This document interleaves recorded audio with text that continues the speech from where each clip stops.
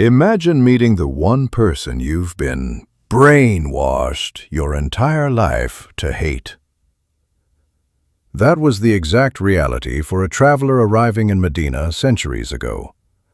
He's just minding his own business, but out of nowhere he spots a man sitting quietly in the corner. So he asks the locals for a name. They tell him it's Hussein Ibn Ali. Now this traveler had been fed a lifetime of toxic, state-sponsored propaganda about Hussein. Therefore, his blood instantly boils. He genuinely believes he is the righteous hero of this story. Therefore, he marches straight up to Hussein and unleashes the most vicious, hateful string of curses you could possibly imagine. He leaves absolutely nothing unsaid. But Hussein doesn't flinch. No anger, no defensive shouting, nothing. Therefore, instead of snapping back, Hussein just looks at him with this terrifyingly calm, radical compassion. He softly recites a few verses about the power of forgiveness. But the traveler is still completely on edge, fists clenched, fully bracing for a violent retaliation. Therefore, Hussein leans in and drops the ultimate psychological plot twist.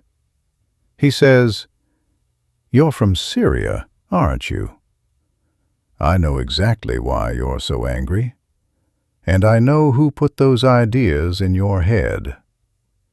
But Hussein doesn't stop at just validating the guy's anger.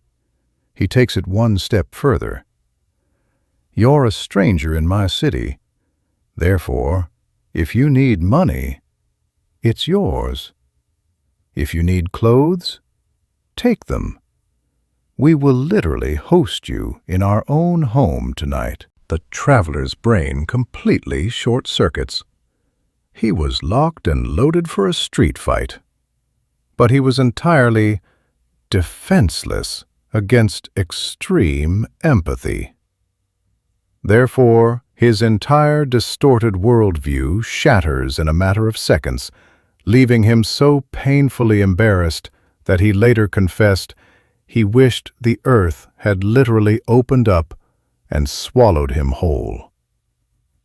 He walked up to that man with pure, unfiltered hatred. Therefore, he walked away realizing the ultimate weapon to destroy an enemy isn't a louder argument. It's radical empathy. Which makes you wonder, what would happen if you actually met the one person you've been brainwashed your entire life to hate?